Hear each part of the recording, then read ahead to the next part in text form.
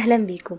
أنا من الكردي وده بودكاست كركبة أفكار، البودكاست اللي بنرتب فيه أفكارنا ونفهم أكتر عن نفسنا.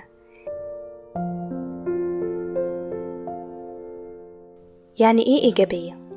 هل الإيجابية معناها إن الدنيا وردي وإن المفروض ما نتكلمش وما نعبرش عن أي شيء سلبي وإننا نفضل دايما سعادة؟ في رأيي إنه لأ طبعا. الإيجابية اللي بجد هي إنك تعترف إن الحياة مش دايما لونها بامبي وأنا جنبك وإنت جنبي وكل ده. تعترف إنك أوقات ممكن تكون مش بخير، وتعترف إنك محتاج إيد تساعدك، وتتعامل مع الأمر ده بإيجابية.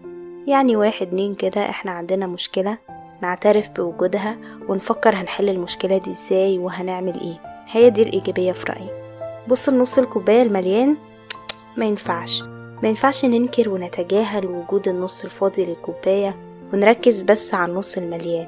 احنا بنشوف الاتنين، النص المليان والنص الفاضي. ايه اللي فضاه؟ هتملاه ازاي؟ هل مهم تملاه اصلا ولا ممكن تقبل وجوده فاضي وتعيش معاه وانت مقر ان في نص فاضي للكوباية؟ بين كل النداءات بالتفاؤل وانك تكون شخص ايجابي قدر الامكان، واللي انا كمان بنادي بيها طبعا، هل ممكن يكون في وجه آخر للإيجابية؟ وجه سيء شرير أنا بعتبره قاتل من غير مبالغة؟ الإجابة في وجه آخر للإيجابية، وهو ما يعرف بالتوكسيك بوزيتيفيتي أو الإيجابية السامة.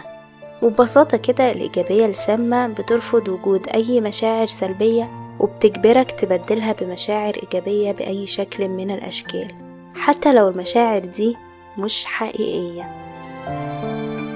هل لما بتبقى متضايق وتسمع كلام زي بكرة أحلى، انت أحسن من غيرك، أو ايه اللي مضايقك يا ابني انت مش لسه متغدي فراخ النهاردة، هل لما بتسمع الكلام ده بتحس براحة؟ ما ظنش. الكلام التحفيزي اللي من نوع الشخص الناجح هو الشخص اللي بيصحى الساعة 5 الفجر، وإنه الشخص الناجح هو اللي بينام 2 ساعات بس في اليوم، وإنك لو وصلت لسن معين ولسه محققتش حاجة تبقى فاشل، لازم تبقى شخص خارق علشان تبقى ناجح، غير كده تبقى شخص فاشل فاشل فاشل. في ناس الكلام اللي من النوع ده فعلا بيحفزهم، بس بيحفزهم لحظة وبعدها ما بيعملوش حاجة. في ناس تانية كتير لأ، الكلام ده بيجيب معاهم نتائج سلبية، لأنهم بيكونوا عارفين إن عمرهم ما هيكونوا الشخص الخارق اللي بتتكلم عنه ده. فكونك بتنشر النوع ده من الكلام اللي المفروض يبان في ظاهره إنه كلام إيجابي، إلا إنه بالعكس هو كلام بيخلي الواحد في ضغط طول الوقت على حاجات ممكن تكون خارجة عن إرادته تماما. الناس قدرات، وكل واحد وليه طاقته وتجربته وحكايته اللي ما ينفعش أبدا نفصلها على حد تاني. ما تخليش حد يقلل من قيمة مشاعرك ويتفه من إحساسك. بداية عهدي بالحياة الجامعية ما كانتش سهلة أبدا، كان عليا ضغط من نواحي كتير، المذاكرة والتعرف على ناس جديدة وثقافات مختلفة والأهل والمجتمع، طبيعي زي أي حد جديد على الحياة الجامعية. بس اللي كنت مستغربه له وقتها هو رد الدفعات الأكبر عليا لما أروح أحكي لحد عن الضغط اللي بمر بيه، يمكن يقولي حاجة تساعدني، ألاقيه بيحاول يهون عليا فيقولي كلام زي بطلي دلع، انتي لسه ياما هتشوفي، امال احنا نعمل ايه، انتي دلوقتي بتعيشي أحلى سنين حياتك. الكلام ده ما كانش بيساعدني خالص، بالعكس ما كانش بيضيف لي غير تراكمات بتضغطني أكتر وتحسسني إني عمري ما هقدر أكمل.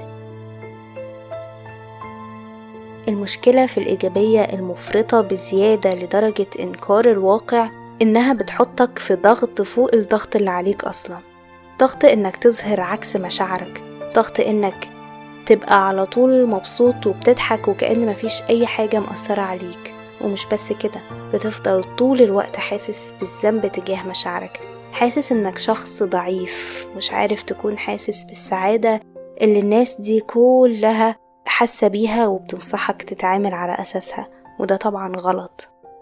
تخيل لو رجلك متكتفة وعايز تتحرك لقدام ومش عارف، لو انت سمعت كلام الشخص اللي بيقولك ركز في طريقك وبص لقدام وما تبصش تحت رجليك، وانت اصلا مش عارف تمشي عشان في حاجة تحت رجليك مكتفاك، وكل ما تيجي تبص على اللي مكتفك يقولك لا لا لا ومتبصش تحت رجليك، بص لقدام وتقدم ترارة، تقدم ترارة. اتقدم اتقدم اتقدم وكفاية خلاص تتندم. محتاج تركز على اللي مكتفك الأول وتحاول تحله علشان تعرف تتحرك لقدام.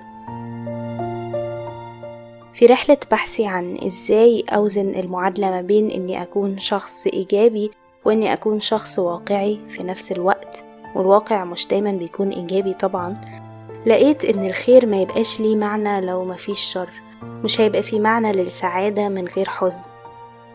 كونك قادر تقبل إن في وشين بيكملوا بعض لكل حاجة، وإنك لازم تتعايش مع الوشين دول، الإيجابي منها والسلبي، من غير ما تنكر وجود حاجة منهم، ده هيعمل منك شخص إيجابي بس بشكل صحي.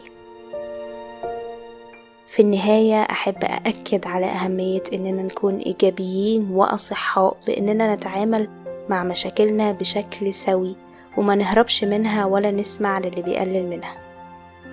شكرا ليكم، دمتم دايما بخير.